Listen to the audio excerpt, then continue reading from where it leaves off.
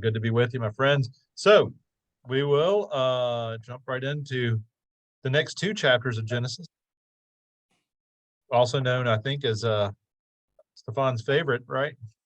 Yes, in Finally Genesis. getting to it. So last week we had the terrible rape or indiscretion of Dinah. It's not, that part was never clear, but certainly the repercussions of it are clear. The brothers took revenge and made themselves hated by the community and the people of the Canaanite region, right, of Canaan. Isaac dies and Rachel isn't mentioned. There's lots of levels of sort of dysfunction there. So then we shift to chapter 36. It is 100% the descendants of Esau, or sometimes they'll say the genealogy, but it's the descendants of Esau. It's a whole lot of children and folks connected to places, but nothing that connects to our faith, our understanding. That is, it just sort of has all these things about Esau went to Edom, and the people of Edom are this folks, and this person became king, and all that kind of stuff. In other words, I'm not going to read it. I decided we'd skip chapter 36 largely because it doesn't have a whole lot of detail that connects to later narratives. It's purely to talk about those people that are around. Brueggemann, though, does have an interesting point about it, and I like it. We are required by this carefully placed text to recognize the large vision of Genesis. This book of gracious beginnings belongs to Muslims, the children of Esau, as well as to Jews as Christians, the children of Jacob. And it is a problem to affirm the election of Jacob and yet to assert the legitimacy of the others. But that is what the tradition does. It's not exclusive, despite what both sides tend to do with this book, which is to claim exclusivity on one level or another. The reality is it's far more inclusive than folks want it to be. You have these whole sections about what happened to the Ishmaelites, what happened to the Edomites or the children of Esau, right? And it's basically a conversation that says, well, they're all related, that they are exclusive and in charge.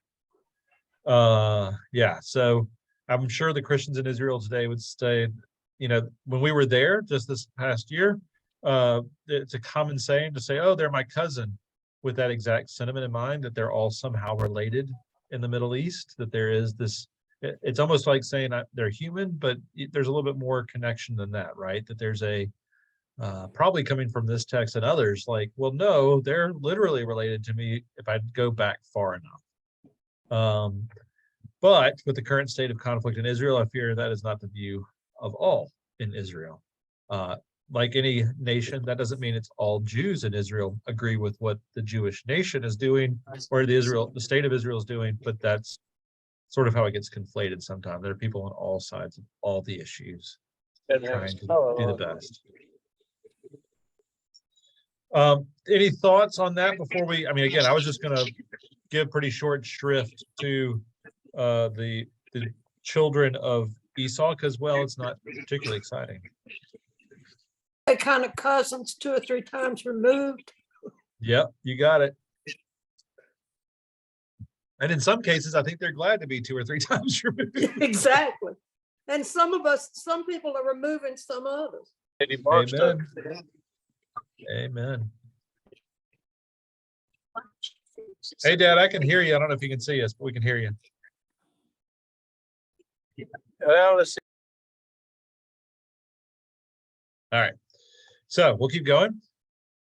So chapter 37, we'll jump right into the beginning of Joseph's story. Yaakov settled in the land of his father's sojournings in the land of Canaan. And these are the beginnings of Yaakov. Joseph, 17 years old, used to tend the sheep along with his brothers, and for he was serving lad with the sons of Bilhah and the sons of Zilpah, his father's wives. And Joseph brought a report of them, an ill one, to their father. Now Israel loved Joseph above all his sons, for he was a son of old age to him. So he made him an ornamented coat. When his brothers saw that it was he whom their father loved above all his brothers, they hated him and could not speak to him in peace. Well, there you go. 4 verses, but a quick and succinct and complete story of Joseph. They divide these things up when they talk about them, different pericopes. but I think it's probably worthwhile just to start with the basics, right? Joseph's young. He's 17, which means his oldest brother might well be into his 30s, if not 40s. Jacob / Israel, likely then being 60 or perhaps even 70, something like that at this point. So it's a wide gap of years and processes. And we know he's young because he's only really serves as the assistance to his brother, right? He doesn't even have the authority to be a shepherd. He just helps take care of the sick animals, right? Which gives you, again, the idea of what level he is within the current structure of the family, which is he's beloved by Israel, but he is not number one in the family line. In fact, he's way, way down the family line. And for noticing that sick animal, bringing it to Israel, he's given a coat of many colors, likely more because Israel loves him above the others, but it's not completely clear because of the way the story is told. I'm pretty sure that was because he favors him above all others. It was I did a little bit of research. It was the King James Version that added that coat of many colors. This translation talked about a very decorated, ornamented coat. Either or both could be true. But both scholars, that is Brueggemann and Freetham, that I've read, note the same thing in different ways. You have this beloved Joseph, the doting father Israel, and the abandoned / unloved brothers, right? You've got a triangle that's being created in these quick 4 verses that makes the rest of the story completely, well, without us having to even explain the extras. And that's probably the brilliance of this story, is the efficiency of it. You basically go, well, here's a dad. He loved one son better than all the other sons, and the other sons were mad. That's all you have to say. We can fill in all sorts of extra parts of this story without having to think about it too hard, because we all know how those systems can work and how toxic those systems can be. Conflict is coming. We know it because we've seen it and we've lived it, right? People have seen it, or they've lived it, or have been around it. We know that this is never a good situation when parents favor a child over the others. It could also be Josephine and her 12 sisters, and it would still be the same story, right? There would still be this anger and frustration, because why do they get to be favored and not the rest of the group? And this is the other side of it, right? Jacob favors the youngest part of the family. That is his beloved Rachel, who he loved the best. Jacob is the oldest of the family. Benjamin is his younger brother from Rachel, but it's pretty fair to say that this is the youngest part of the family, because it's just the 2 of them by Rachel that are born. So you have very much the baby of the family getting all the love, or the babies of the family. Thoughts on that? And the other thing that was interesting, and no one said anything about it, I think it's just one of those that things get confused. They mentioned that Bilpath and Silva are his wives, but they weren't the wives of Israel. They were the maids of the wives of Israel. I guess they just viewed them pretty much as wives, or part of the tribe on some level. But it is interesting that naming changed in this story.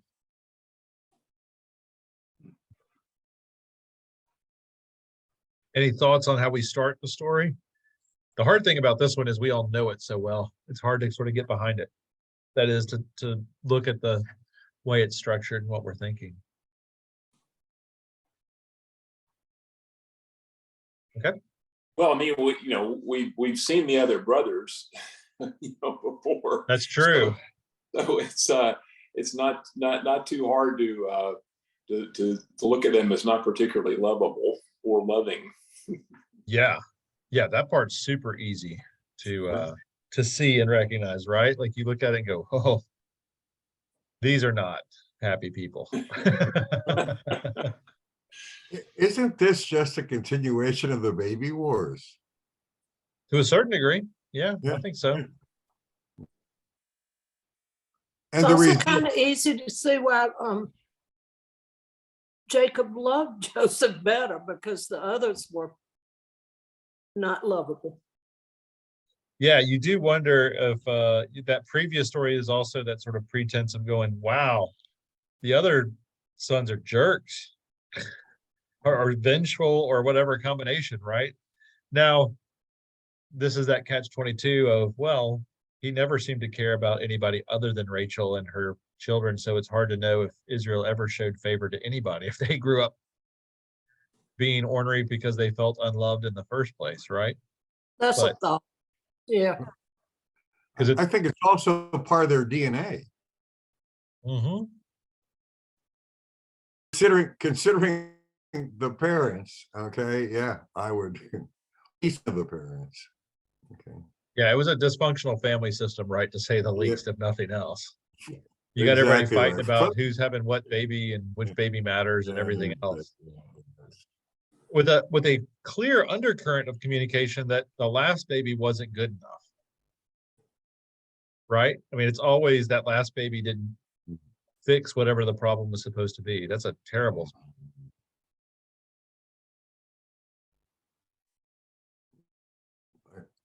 It's kind of terrible when you use children to fix problems, isn't Yeah, it? to say the least.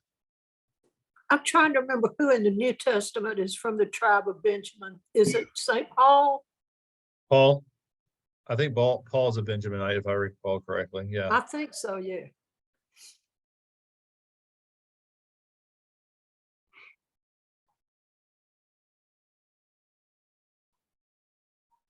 Yep. All right, so we'll jump in and continue. This is the part we do know super well. Now Joseph dreamt a dream and told it to his brothers.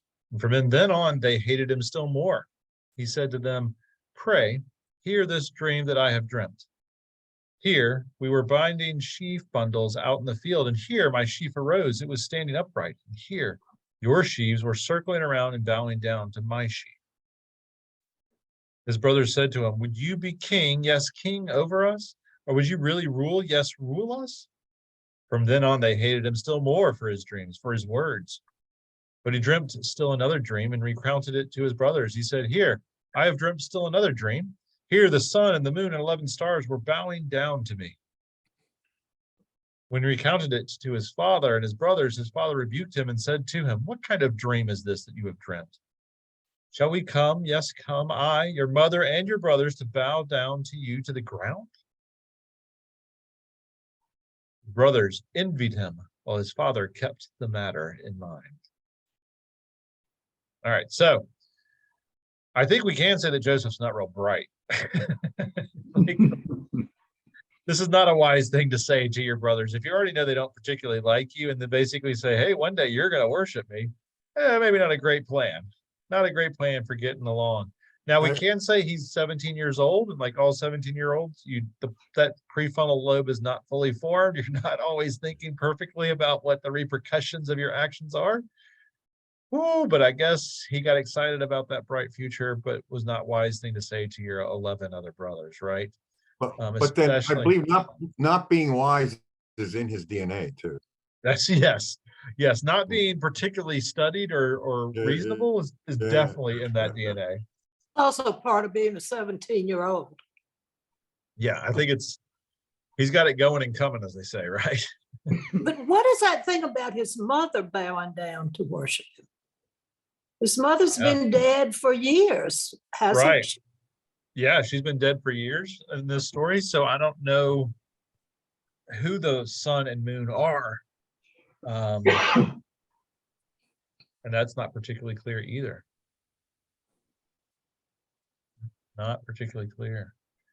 And we can say, though, that we should not be surprised that there's a dream because that's what his dad did, right? His dad did, and for that matter, his mom as well was the one who had the dream about the two fighting in the womb, or not, his grandmother rather, had that, Rachel had the dream about all that. So you've got layers and layers of dreams, and that they have a power, a sort of prophetic power in this family. And so they're pretty important to this family, whether that's dreaming about meeting God out in the wilderness and creating a place called Bethel, or it's again about the striving between Jacob And Esau, you've got all these different layers of stories that get told clearly in the family and repeated that dreams matter.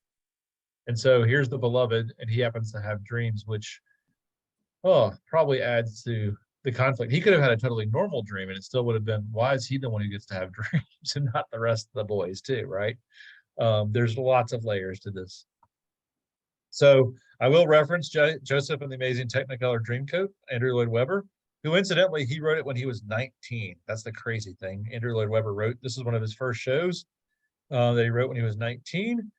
And then I just love this response. It's one of the best responses ever. It's Joseph tells the family about his dreams, and the brothers respond and saying, "This is not the kind of thing we brothers like to hear. It seems to us that Joseph and his dreams should disappear." It's the perfect response. We don't get that in here exactly that way, but it's absolutely, it's a laugh line in the show because we all go, yeah, that's not, no brother wants to hear anything like this, right? Or said differently, and this is where Brueggemann comes in. We're once again dealing with a dream from the powerless one. He's the 11th of 12 sons, right? In other words, if we're talking primogeniture and all those kinds of rules, he ain't getting nothing. He's so far down the line, you get a couple sheep maybe, buddy, but otherwise, good luck. He get very little in the current arrangement, very little in that power structure. He's not owed anything. He's both in terms of order of age and in age itself, he is the short end of everything, right? But what we can say is God and Joseph have other ideas. And there's the trick, right? God is not mentioned, but it's almost always clear in Genesis that dreams are from God. So you have this sort of who's dreaming, right? Is this Joseph's dream or is this God's dream? So Brueggemann then says dreams permit the imagining of new political possibilities which immediately threaten the old and call it into question. We call it into question. So the dream threatens the brothers and the empire. The dream is a way of hoping for a new arrangement very different from the present. Even as a dream, such hope is a threat, right?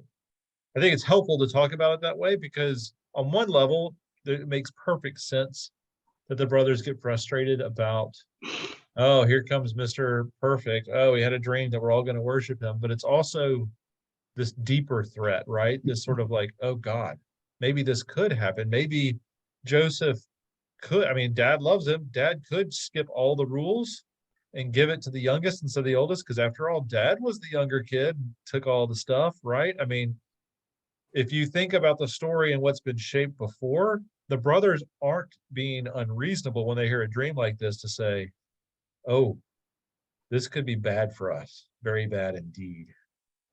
I think that's a pretty easy leap. It's not a hard or difficult leap of understanding. Freetham, though, actually, I like this. He revels in the details. Joseph only shares the dream. That is, he has a dream that his sheaf is there and their sheaves turn and bow to him. So he has a little bit of an interpretation, but it's not, who knows what it means, right? It's sort of just weird. But his father and his brothers are the ones who interpret it as worshiping Joseph, as him becoming a king, as everything else. And Joseph just doesn't say anything, he doesn't propose it. But it's a weird kind of, I mean, the brothers leap to the conclusions in this case, not, and his dad for that matter, leap to the conclusions about the sun and the moon being his father and mother, but that may not be the dream. One could certainly argue that even the god Isis or something along those lines in Egypt is bowing down to Joseph, right? Which was the sun god. You could have that argument and say that might be part of the dream too, that we know with the other side of the story. But it's all, interpretations of dreams become as powerful and as important as the dream itself.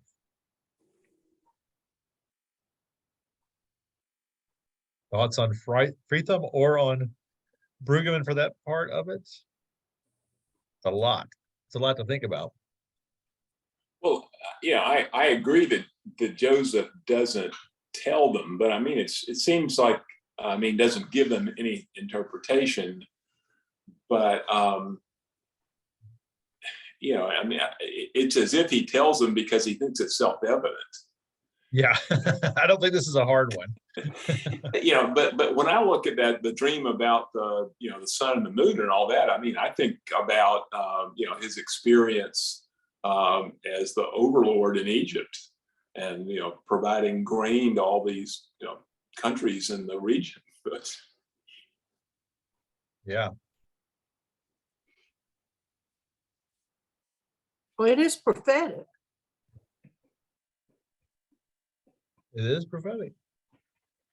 And it does come true.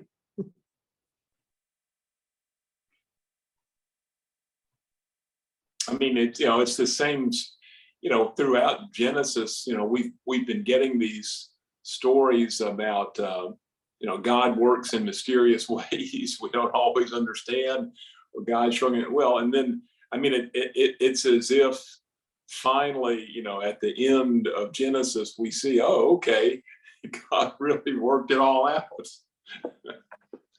Yep.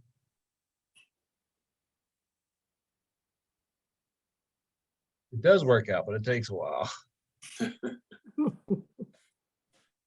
Like seemingly all of God's plans seem to do this. It's a little frustrating some days. So again, Friedman does not give Joseph a pass for that. He just knows that the dreams have their greatest power in the interpretation, right? And I would add, like all dreams, it's in that power of the interpretation itself. I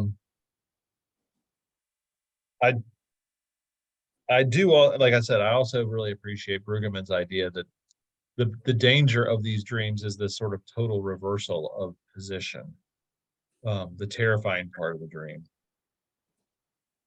which ironically enough, so Brueggemann points that out, which I think is the threat to the brothers and even to Israel. And to a certain degree, it literally happens. The dream literally happens. They, of course, do bow down to him in Egypt, right? Mhm. But it's not necessarily that Joseph then gets the blessing, or like instead all the brothers, like the reversal ends up being that all the brothers are part of the covenant instead of being just Joseph as one, right? I mean, they're all saved, they're all kept safe by God so that they can become as plenteous as the sands on the ocean, right? I mean, so to a certain degree, while the dreams are literal, they aren't exactly as much of a reversal as Brueggemann even lets on, I think. I mean, yes, there's a reversal in that they bow down to him, but you don't have that moment like you did with Isaac and Israel, that Joseph then is the one who gets the blessing and gets the main share and gets all the other stuff. I mean, he's certainly paraded around Egypt, but he gets sort of an Egyptian inheritance more than he gets a inheritance from Father Israel. And I just thought of that. I don't have a slide for that. I just wonder if that's part of this too, to a certain.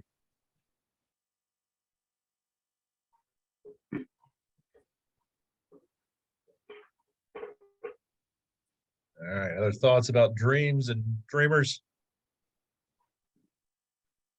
Perfect.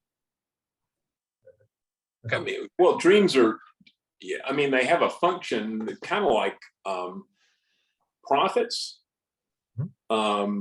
you know, in the Old Testament. And so, you know, the prophets, I mean, there was a function where the prophets were they were going to tell the king what's going to happen. And there were these guilds of prophets and all that. And it was as if, well, the only way we know whether the prophet is really speaking the word of God is whether what he says turns out to be true. I mean, it's you know, it's almost the same sort of thing. You know, is God really speaking through this prophet? Well, how do you know? That you only know if what he's, I presume, after the fact.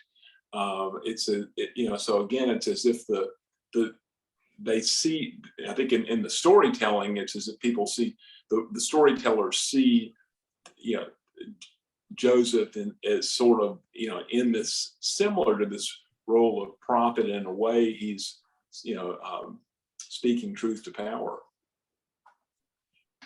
Yeah.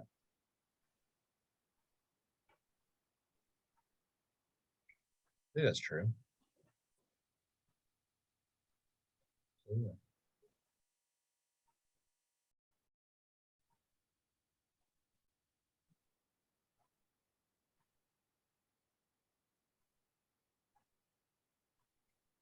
All right, any other thoughts about Joseph, about dreams, about brothers, before we get into the nefarious turns? All right, so verse 12, now his brothers went to tend their father's sheep in Shechem. And Israel said to Joseph, are not your brothers tending sheep in Shechem? Come, I will send you to them. And he said to him, here I am, Hineni. And he said to him, come, pray, look into the well-being of your brothers and into the well-being of the sheep, and bring me back word. So he sent him out from the valley of Hebron, and he came to Shechem. And a man came upon him here. He was roaming in the field. And the man asked him, saying, what do you seek? He said, I seek my brothers. Pray tell where they are tending sheep. The man said, they have moved out from here. Indeed, I have heard them say, let us go to Dothan. Joseph went after his brothers and came upon them in Dothan. All right, so scholars will divide this text into 4 units. That is, you have the dream and the tension, scene 1. You have this part, which is the interludes, sort of part 2. Then scene 2, the violence, that is the beating and the selling of Joseph. And then scene 3, the grief over Joseph. I don't like that division because I feel like the interlude doesn't pay attention to what happens in the interlude. I think it probably should be scene 1, 2, 3, 4, but that's just. And again, Brueggemann pretty much dismisses this interlude. Freetham does as well. It's just sort of like, well, he gets directions to get to his brother. That's all that matters. For me, the key is the use of Hineni, here I am. And I'll defer to those guys. They've done a lot more study and a lot more languages on this text than me. But Abraham, Isaac, and Jacob all use this word exclusively. That is, when God says, I'm going to send you somewhere, Abraham says, Hineni, here I am. He says it 4 times when he's sacrificing, or in the binding sacrifice of Isaac, right? Isaac says it a couple of times when people are looking for him. Jacob says it multiple times, but it's always the patriarchs say that word. They say that word, and it's in the Hebrew, it's here I am. It's a good literal translation, but the idea is almost exclusively used in terms of reporting and waiting for orders, right? It's more of almost a military kind of response, like present and waiting for what you need me to do, than just present, right? But it has that willingness to serve, a willingness to do whatever is needed. If Joseph is saying it here, he's basically saying to his dad, what you want, Dad, I'll do whatever you need me to do, right? There's a special connection in this situation, either between the patriarchs and their sons, or between God and the patriarchs. But it's pretty exclusively used in those terms. So it then also has this subtext of Luke linking Joseph to the covenant. So I think it matters. I don't feel like you can just go, well, this interlude, that's fine, whatever.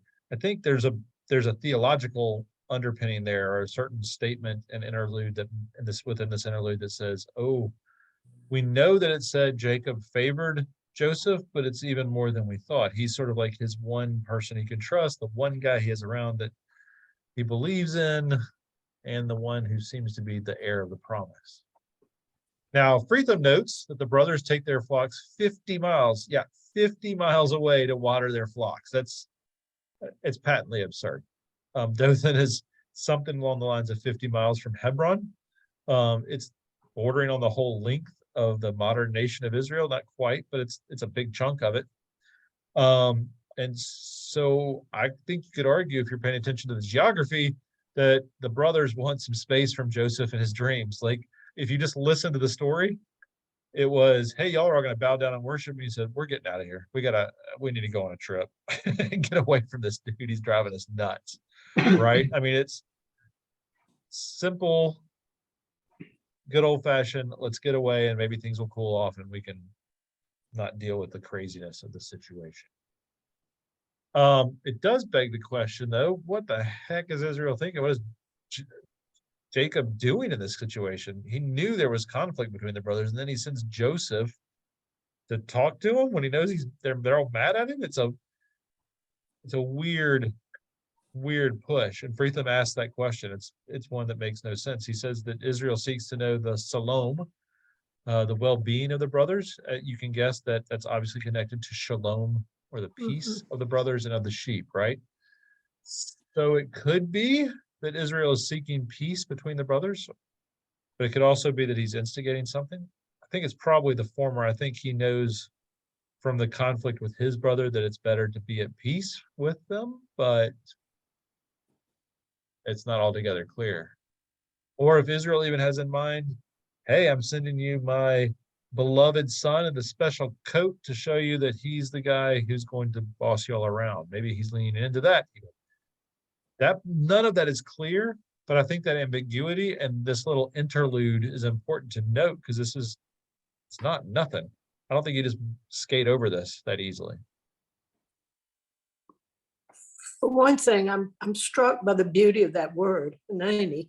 What a lovely word. Oh, Hanani, yeah. What a lovely thing to say. But Yeah. beyond that, don't you think that those brothers had voiced their anger to Joseph too? I mean, to Jacob too? Oh, I think that He must have known they were mad as heck, and they were mad at him as well. He had to have an idea. He's too shrewd an operator and everything else to think that he didn't know that. You know what I mean? Like, he's so good at reading people and negotiating issues and running over people and everything in between. It just seems completely impossible that Jacob/Israel didn't realize that the brothers were mad, that Joseph also didn't realize the brothers were mad. And maybe, who knows, maybe they both truly saw it as a peace mission, right? Like, they've had some time to cool off. I mean, good gosh, 50 miles with sheep. I don't know how long that would take, but it's got to be a week, maybe 2 weeks to get your sheep that far. They don't move quick when they're just sort of grazing along, and it's walking speed that you don't go for days on end. That's a lot of time, and then it's going to take another week to catch up. Maybe they really were thinking, well, they've had time to cool off. Let's send Joseph in to seek that peace. I want to believe that to a certain degree, but the text doesn't give us an answer. Just raises the question. Seems to me that the rest of the story could not have played out if Joseph hadn't gone. Absolutely. The rest of Genesis, and for that matter, Exodus, makes no sense without him going at some point. Or for that matter, the hardest part, I don't know how the story is concluded if the brothers did just embrace him when they see him. Right? If they all go, you're right, we'll probably bow down to you, and they all loved him and went home. How does he get to Egypt? How does he solve the Pharaoh's dreams? How is he trusted enough to do all the work, right? I mean, while everything is clearly set in motion, it does beg that question of prophecy versus, is the prophecy creating the situation? Is it just exacerbating it? What's happening? All right, so we'll do the hard part now. The brothers, they saw him from afar, and before he had gotten near them, they plotted cunningly against him to cause his death. They said, each man to his brother, here comes the master dreamer. So now, come, let us kill him and throw him into one of these pits and say, an ill-tempered beast has devoured him.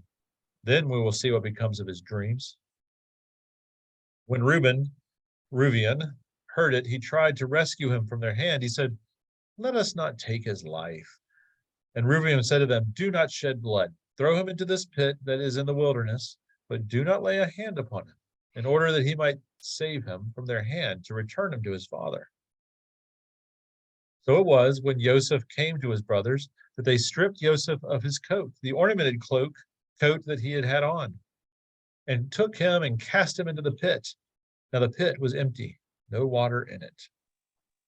And they sat down to eat bread, and they lifted up their eyes and saw there was a caravan of Ishmaelites coming from Gilead, their camels bearing balsam, and laudanum, traveling to take them down to Egypt. Now Yehudah said to his brothers, what gain is there if we kill our brother and cover up his blood? Come, let us sell him to the Ishmaelites, and let not our hand be upon him, for he is our brother, our flesh. And his brothers listened to him.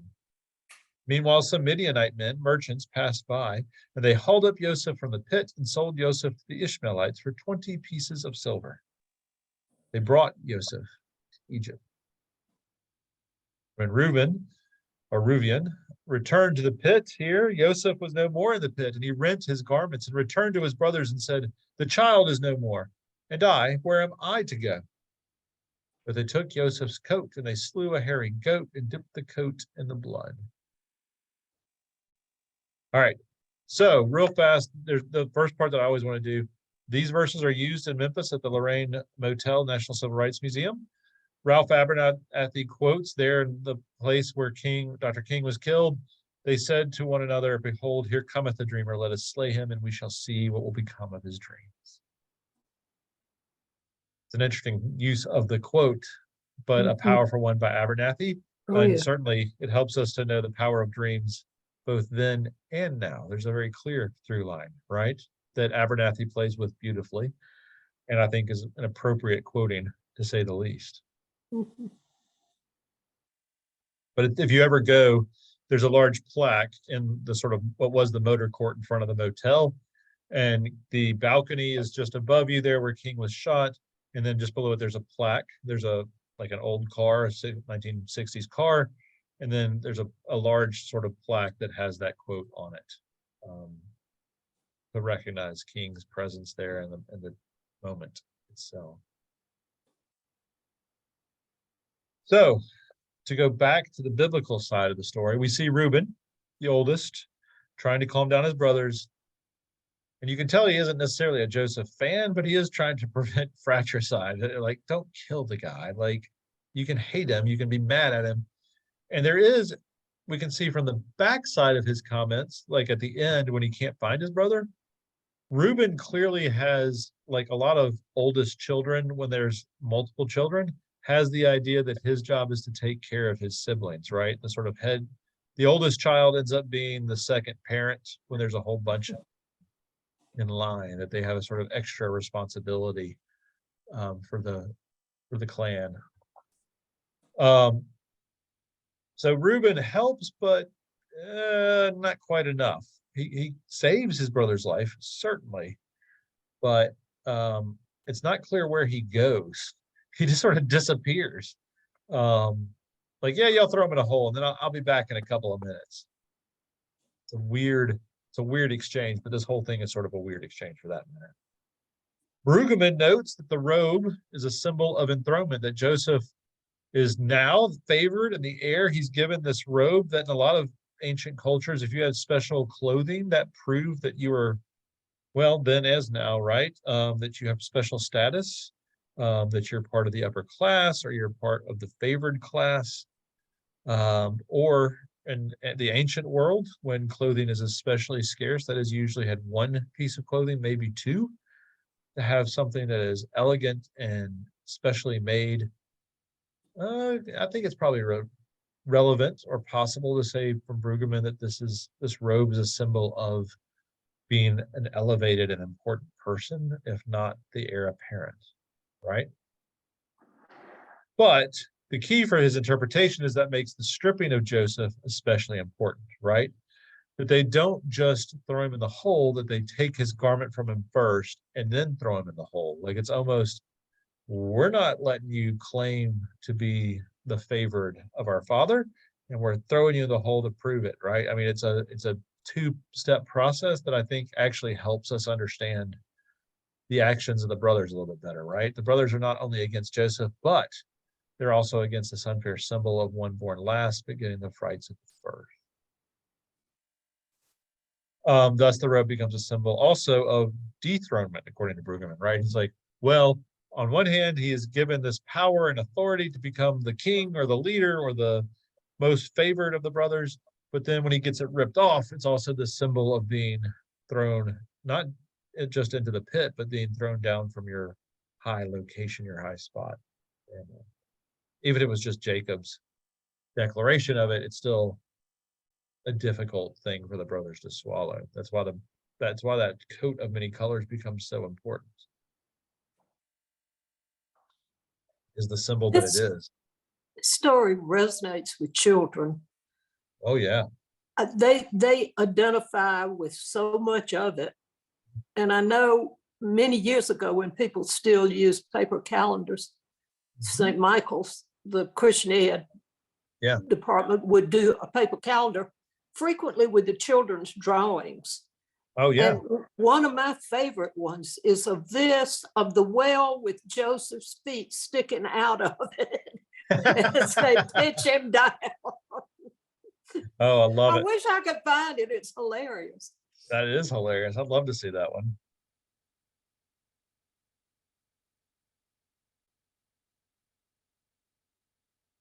What do y'all think about Brueggemann's idea? I mean, I think it has power and resonance about the robe taking on a meaning of its own. It resonates with me. Yeah, it sounds like it's possible. It's a possible explanation. And symbol, yeah. But at the same time, I never got. I mean, Joseph. Nowhere in the story does Joseph granted the rights of the first. Where does that come from? Yeah, I don't know that I go that far with it. I think he has an elevated status that's maybe not fair compared to the rest of the brothers, but I don't know that he's going from worst to first kind of thing that Brueggemann wants to say. Elevated only in the sense that, it seems that his father loved being the youngest. His father seemed to dote on him more than he doted on the others. But yeah, okay. I mean, that to me, that doesn't make Joseph the heir. That's all. Oh, agreed. Yeah.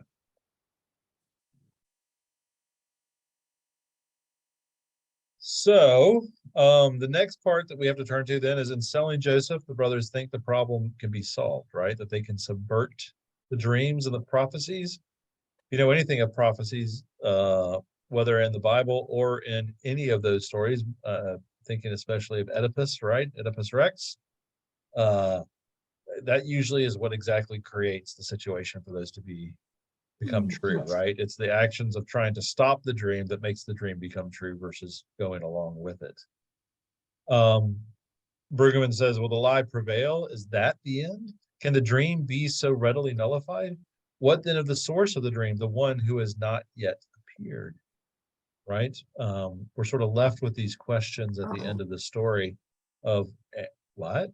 Or at least at this part of the story, not the end of the story, but of, like, is it that easy? You just sell Joseph off into slavery and now we're done? I agree with Brueggemann 100%, but I also hear Frietham who says too much can be made of the dreams as well. They intensify the conflict through Joseph's telling of them and enact Joseph's testing of his brothers, right? That basically his decision to share that is a test to the brothers, that the brothers fail extraordinarily. But maybe it's just the dream is a dream too, not necessarily that it's sort of with Brueggemann's extra push and interpretation on top of it. I think Frietham is just trying to say, yeah, the dreams are the dreams, but don't read everything into it. There was conflict in the family well before Joseph and the dreams, right? There was plenty of conflict. If we've been reading the book at all, there's been years, decades, and generations of conflict here. So they could just be the facilitating factor of creating the problem too. Thoughts on those ideas held up next to each other, in tension with each other, because they're not opposites, but they definitely push and pull in some different ways on the story.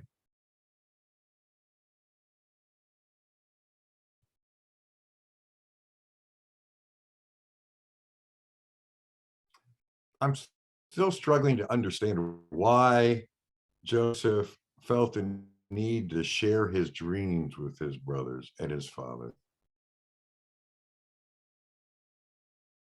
Amen. I mean, I have dreams, but I rarely share them with anyone. Yeah. Absolutely.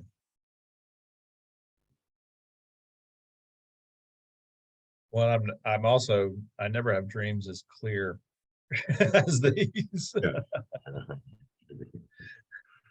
It might be one thing if I go, well, I'm pretty sure the sheaves are bowing to me. Wonder who that could be. Like, it's never that clear. Never that clear for me. Look at the time. We'll buzz through the last segment here. That is the grief section. So they had the ornamented coat sent out and had brought it to their father and said, "We found this. Pray recognize whether it is your son's coat or not." He recognized it and said, "My son's coat. An ill-tempered beast has devoured him. Joseph is torn to pieces." And Yaakov rent his clothes, and he put sackcloth on his loins and mourned his son for many days. And all his sons and daughters arose to comfort him. But he refused to be comforted. He said, "No, I will go down to my son in mourning to Sheol."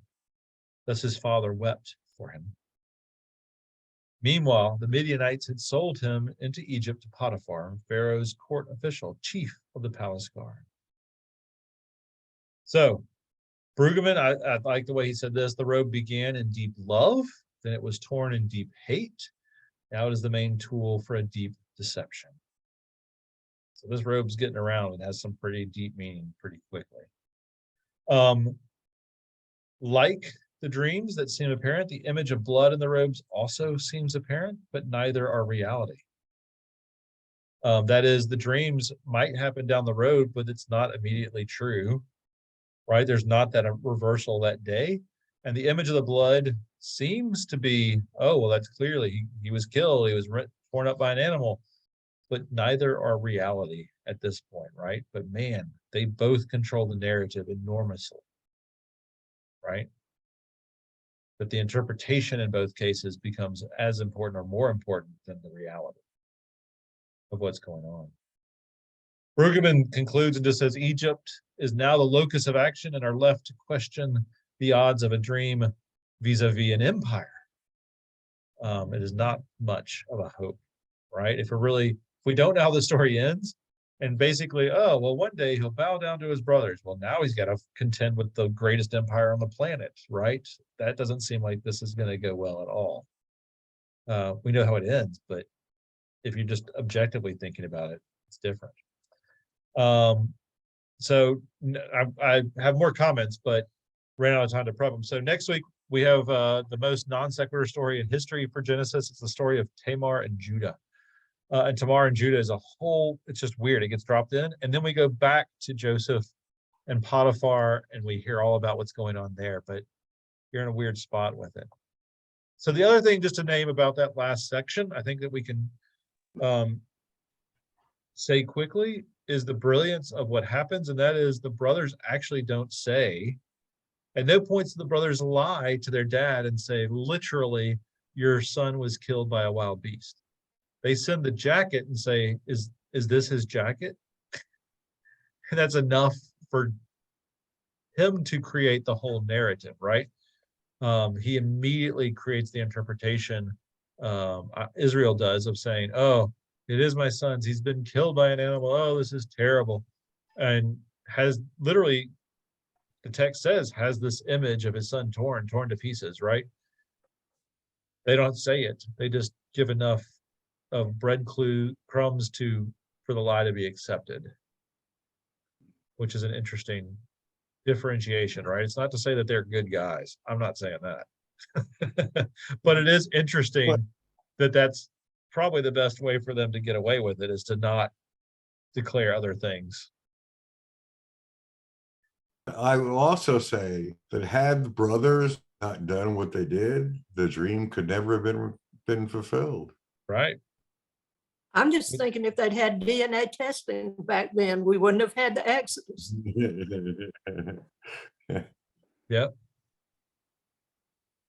Yeah, there's a whole host of those issues that you start looking at and going, where does that go? Which is the mind bender of this story is really like, if he doesn't have the dream, then he probably, things may not get bad enough for him to get beaten up and sold by his brothers. There might have been family conflict, but it doesn't get that bad. And even then, there's just so many points in between that things could have stopped or gone a different way. And it's always that like, how much does that control the narrative and how much does it just inform the narrative? I mean, it's all this cause and effect kind of conversation that can make your mind bend.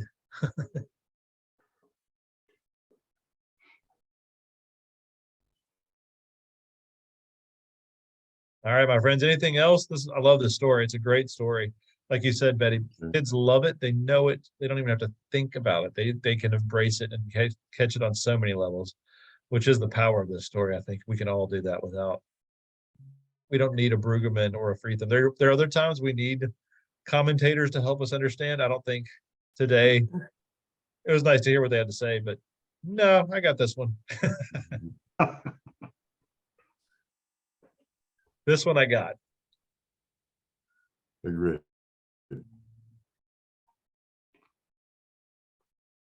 All right. Well, if nothing else, my friends, I'm going to head up to Amicalola. I got the vestry retreat tonight and tomorrow, so pray for our vestry, and then we go into the parish retreat on Friday, Saturday, Sunday. John Porter will be here preaching on Sunday, so we'll have stuff going on in both spots. But just to let you know, lots going on this weekend for sure. So pray for travel, and especially I think it's supposed to rain a good deal. Everybody be safe on the roads for sure. All right. Well, we'll see y'all soon. Take care, my friends. Thank you, Bill. Safe Bye. travel. Bye. Take care. Bye, everyone.